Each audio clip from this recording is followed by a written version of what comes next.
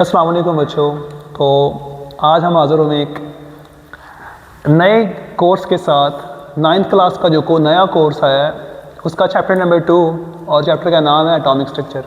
तो हमने बच्चों एटॉमिक स्ट्रक्चर के बारे में पढ़ना है कि एटम या एटॉमिक स्ट्रक्चर किस तरह से होता है और क्या होता है।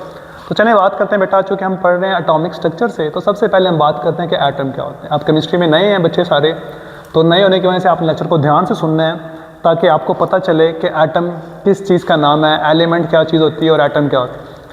देखिए बेटा, atom concept was given by ancient Greek philosopher Democritus in 400 BC। यानी ये सबसे पहले एटम का जो जिक्र था ये एंशिएंट फिलोसोफर थे डेमोक्रिटस, उसने इसका यूज़ किया था, इस कॉन्सेप्ट को इंट्रोड्यूस करवाया था। अब बच्चों एटम है क्या? तो एटम एक ग्रीक वर्ड है, ग्रीक वर्ड है एटोमोस, और एटोमोस का मतलब क्या होता है? अनकटेबल, जिसे आप मज़ीद तोड़ नहीं सकते, अनडिवाइडेबल, जिसे आप मज़ीद तकसीम नहीं कर सकते। यानी एटम किसी भी एलिमेंट का वो छोटे से छोटा ज़र्रा है, वो स्मॉलेस्ट पार्टिकल है जिसे ना तो आप कट कर सकते हो, जिसे ना ही डिवाइड कर सकते हो। Smallest particle of an element है, मैं आपको पहले ही बता चुका हूँ कि दुनिया में 118 एलिमेंट, हमारी पूरी कायनात 118 एलिमेंट से मिलकर बनी। आप दुनिया का कोई भी मैटर देखें, उस मैटर का कोई ना कोई एलिमेंट होगा। फॉर एग्जांपल आप सिल्वर देख लें तो सिल्वर भी एक एलिमेंट है, आप गोल्ड देख लें, गोल्ड भी एक एलिमेंट है, आप आयरन देख रहे हैं, आयरन भी एक एलिमेंट है, आप कॉपर देख लें, कॉपर भी एक एलिमेंट है। ये जितने भी एलिमेंट्स के मैंने नाम लिए, इस तरह के 118 एलिमेंट्स हमारी कायनात के अंदर मौजूद है। और वो 118 एलिमेंट फर्दर किन से बने हुए हैं? वो एलिमेंट बने होते हैं एटम से। और एटम किसी एलिमेंट का वो स्मॉलेस्ट पार्टिकल है, वो छोटे से छोटा ज़र्रा है जो ग्रीक फिलोसोफर के मुताबिक अनडिवाइडेबल है और अनकटेबल। इसका मतलब किसी भी मैटर का, किसी भी एलिमेंट का, किसी भी आंसर का, किसी भी मादे का सबसे छोटा पार्टिकल, सबसे छोटा अनडिवाइडेबल, अनकटेबल, नाकाबिल तकसीम जो पार्टिकल होता है उसे हम एटम कहते हैं। अब चूंकि एटम का लफ्ज़ यूज़ हो चुका हुआ था, तो एक इंग्लिश केमिस्ट थे जॉन डाल्टन, उसने अपनी एटॉमिक थ्योरी दी जिसके बेसिकली 3 पॉइंट थे फंडामेंट। नंबर 1, पहला पॉइंट क्या था कि all matter is made up of atom. दुनिया का सारा मैटर, दुनिया में जितना भी मैटर मौजूद है, वो लिक्विड की फॉर्म में है, वो सॉलिड की फॉर्म में है, वो गैसियस फॉर्म में है, वो प्लाज्मा फॉर्म के अंदर है, ये सारे का सारा मैटर जो पूरी दुनिया के अंदर मौजूद है वो किन से बना होता है? एटम से। यानी सारे के सारे मैटर्स आपस में एटम्स के कॉम्बिनेशन से बनते हैं। ये मैंने एक समझाने की कोशिश की कि एक मैटर है, उस मैटर को आपने डिवाइड किया, मैटर छोटा हो गया, उस मैटर को मज़ीद डिवाइड करो, इतना डिवाइड करो कि वो आगे डिवाइड ना हो, वो अनकटेबल हो जाए, वो अनडिवाइडेबल हो जाए, तो उस डिवाइडेड मैटर को हम क्या नाम देते हैं? एटम्स का। उसके बाद atom of given element are identical. ये भी याद रखिएगा कि गिवन एलिमेंट, मैंने आपको 3-4 एलिमेंट्स के नाम लिए, गोल्ड का नाम लिया, कॉपर का नाम लिया, मैंने सिल्वर का नाम लिया, मैंने आयरन का नाम लिया, ये सारे के सारे एलिमेंट हैं। इन एलिमेंट्स को जब आप देखते हो, इन सारे एलिमेंट्स के जो एटम होते हैं वो हमेशा आइडेंटिकल होते हैं। यानी ऐसा नहीं है कि सिल्वर के अंदर गोल्ड के एटम लगे हों, गोल्ड के अंदर आयरन के एटम लगे हों, आयरन के अंदर कॉपर के एटम लगे हों, ऐसा नहीं है। जब आप एक एलिमेंट की बात करते हो तो एक एलिमेंट के सारे एटम आइडेंटिकल होते हैं। नंबर 3 के एटम्स कंबाइन। अब ये 118 जो एलिमेंट हैं, इनके एटम्स कंबाइन होते हैं इन अ फिक्स रेशो, एक ख़ास तनासब के साथ, एक ख़ास रेशो के साथ, टू फॉर्म कंपाउंड। और वो कंपाउंड एग्जांपल मैंने दिया, हाइड्रोजन और ऑक्सीजन मिलकर वाटर बनाते हैं। अब वाटर में देखिए फिक्स रेशो क्या है, 2 हाइड्रोजन है, एक हाइड्रोजन का एटॉमिक नंबर 1 होता है और एक ऑक्सीजन है 16, तो ये फिक्स रेशो है 1:8। यानी पानी बनाने के लिए आपको 1 हाइड्रोजन का एटम और 8 ऑक्सीजन के एटम चाहिए। ये थी डाल्टन की थ्योरी के 3 पॉइंट। उसके बाद बच्चों बाद में जब केमिस्ट्री का सब्जेक्ट जो है वो वाइड होता गया, तो हमें पता चला कि एटम भी फर्दर सब एटॉमिक पार्टिकल से मिलकर बना। यानी एटम स्मॉलेस्ट पार्टिकल नहीं है, एटम के अंदर मज़ीद सब एटॉमिक पार्टिकल होते हैं। एक एटम के अंदर 3 तरह के सब एटॉमिक पार्टिकल होते हैं। एक एटम के अंदर इलेक्ट्रॉन होता है, इलेक्ट्रॉन पे नेगेटिव चार्ज, वही एटम के अंदर प्रोटॉन होता है, प्रोटॉन पे पॉजिटिव चार्ज, और वही एटम के अंदर न्यूट्रॉन होता है, न्यूट्रॉन पर कोई चार्ज नहीं होता। तो बच्चों देखिएगा, एटम स्मॉलेस्ट पार्टिकल है किसका? एलिमेंट का। यानी दुनिया के सारे एलिमेंट छोटे छोटे ज़र्रों से मिलकर बने होते हैं, और उन ज़र्रों को हम क्या नाम देते हैं? एटम।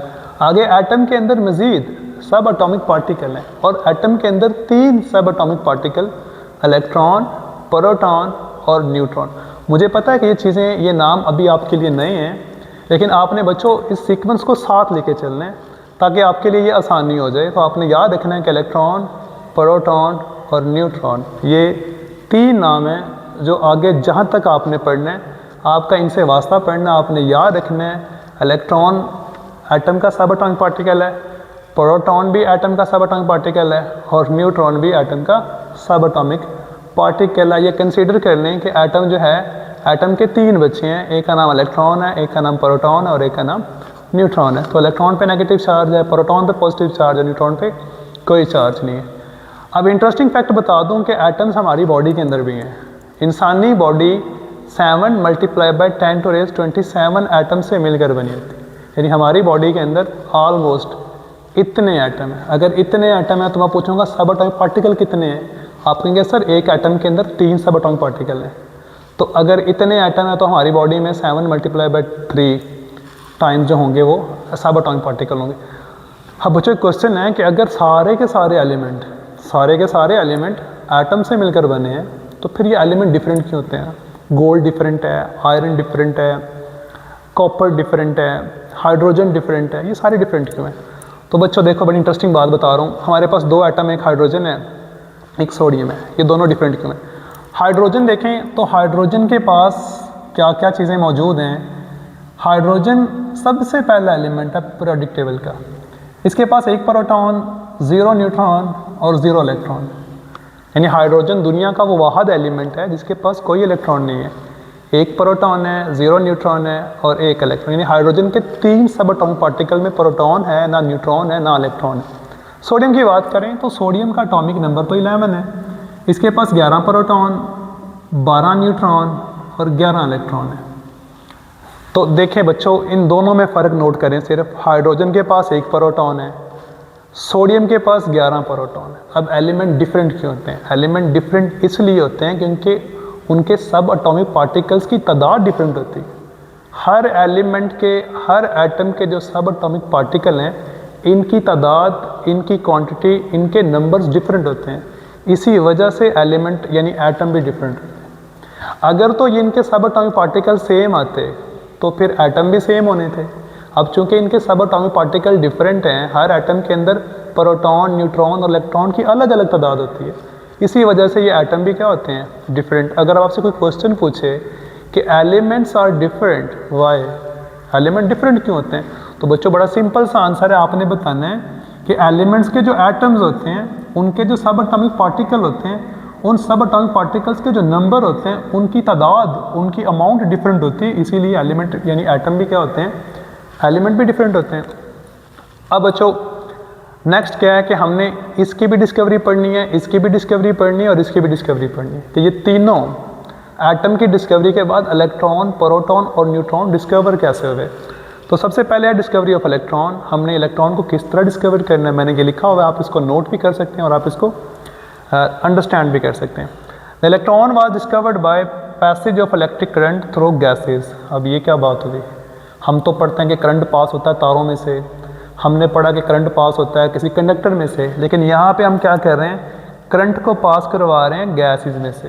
यानी गैस भी तो एक मैटर है ना, तो गैस में से हम करंट को पास करवा रहे हैं at very low pressure in discharge tube experiment. यानी एक डिस्चार्ज ट्यूब ली हमने, शीशे की ट्यूब ली, उस शीशे की ट्यूब में से हमने गैसेज में से करंट को पास करवाया। जब गैस में से करंट पास हुआ तो इलेक्ट्रॉन डिस्कवर हो गया। चेक करते हैं ऐसा कैसा हुआ था। तो सबसे पहले ये जो लफ्ज़ आया हुआ है ना, डिस्चार्ज ट्यूब, इसके बारे में पढ़ते हैं। अच्छा बच्चों, यहाँ पे इस पूरे पैराग्राफ में आपने एक बात पढ़ी है सिर्फ कि डिस्चार्ज ट्यूब में गैस थी, उस गैस में से करंट पास हुआ, इलेक्ट्रॉन बन गए। ये बात आपने लिखनी। कंस्ट्रक्शन क्या है?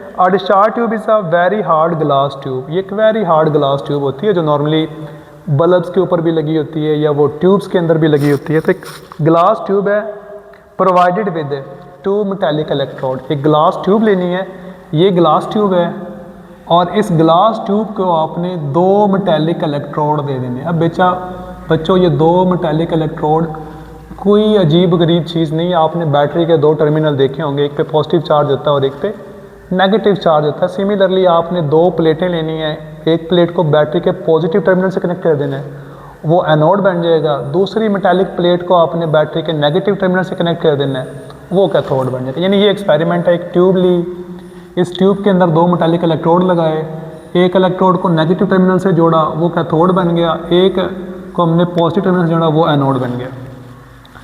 अब जब हमने ये कनेक्ट किया, इसको हाई वोल्टेज दिया, तो जब हाई वोल्टेज दिया तो हुआ क्या, ये सारा ऑपरेटस करने के बाद डिस्चार्ज ट्यूब ली, उसमें से गैस को निकाला, प्रेशर कम किया, प्रेशर कम करने के बाद एनोड और कैथोड लगाए, उसको बैटरी के पॉजिटिव और नेगेटिव टर्मिनल से जोड़ा, तो क्या हुआ, इस कैथोड से यानी जो नेगेटिव सिरा है बैटरी का, जो टर्मिनल का जो नेगेटिव पार्ट है, इससे कुछ रेज एनोड की तरफ आना शुरू हो गई। नेगेटिव टर्मिनल से पॉजिटिव टर्मिनल की तरफ कुछ रेज निकलना शुरू हो गई। अब चूंकि ये रेज निकल कहाँ से रही थी, नेगेटिव टर्मिनल से, और इसका नाम कैथोड था, तो हमने इन रेज को कैथोड रेज का नाम दे दिया। ये जो रेज डिस्कवर हुई थी ना, इन रेज ने इस तरफ वाली साइड पे इस ट्यूब के साथ चमक फ्लोरेसेंस पैदा करना शुरू कर दी। अब इनकी प्रॉपर्टीज़ क्या थी इन रेज की, तो कैथोड रेज की जब हमने प्रॉपर्टीज़ पढ़ी, सबसे पहले हमने ये पता लगाना था कि इन रेज पे चार्ज कौन सा है। तो हमने क्या किया, इनके ऊपर इलेक्ट्रिक फील्ड अप्लाई कर दिया। हमने इन रेज को इलेक्ट्रिक फील्ड में से गुजारा। ये वो रेज आ रही हैं, इन रेज को हमने पॉजिटिव और नेगेटिव टर्मिनल इलेक्ट्रिक फील्ड में से गुजारा, तो ये रेज पॉजिटिव टर्मिनल की तरफ झुकना शुरू होगी। मतलब क्या लिखते हैं, cathode rays bent toward positive plate इन इलेक्ट्रिक फील्ड, यानी कैथोड रेज इलेक्ट्रिक फील्ड में पॉजिटिव टर्मिनल की तरफ जाना शुरू हो गई। अब अगर ये रेज पॉजिटिव प्लेट की तरफ जा रही हैं तो इसका रिजल्ट क्या था, इसका रिजल्ट ये था कि इन रेज के ऊपर नेगेटिव चार्ज है। फिर बच्चों हमने क्या किया, इन रेज पे मैग्नेटिक फील्ड अप्लाई किया, तो ये रेज मैग्नेटिक फील्ड की तरफ भी डाइवर्ट होना शुरू हो गई, यानी मैग्नेटिक फील्ड ने भी इनको डाइवर्ट करना शुरू कर दिया। इन 2 एक्सपेरिमेंट से ये बात वाज़ेह हो चुकी थी कि इन फील्ड्स के ऊपर, इन रेज के ऊपर कोई ना कोई चार्ज है। उसके बाद बच्चों क्या किया, Thomson calculate their charge to mass ratio. Thomson ने इन रेज की charge to mass ratio calculate कर ली। अगर चूंकि इनकी mass to charge ratio calculate हो चुकी हुई थी, तो थॉमसन इस रिजल्ट पे पहुंचा कि कैथोड रेज और नेगेटिवली चार्ज मटेरियल पार्टिकल, यानी इन तीनों एक्सपेरिमेंट्स के बाद ये पता चला कि कैथोड रेज जो होते हैं ये रेज नहीं है, बल्कि cathode rays negatively charge particles हैं। तो अगर ये नेगेटिवली चार्ज पार्टिकल हैं तो फिर ये रेज तो ना होंगी। फिर हमने इनको क्या नाम दे दिया, इन रेज को फिर हमने नाम दे दिया इलेक्ट्रॉन का।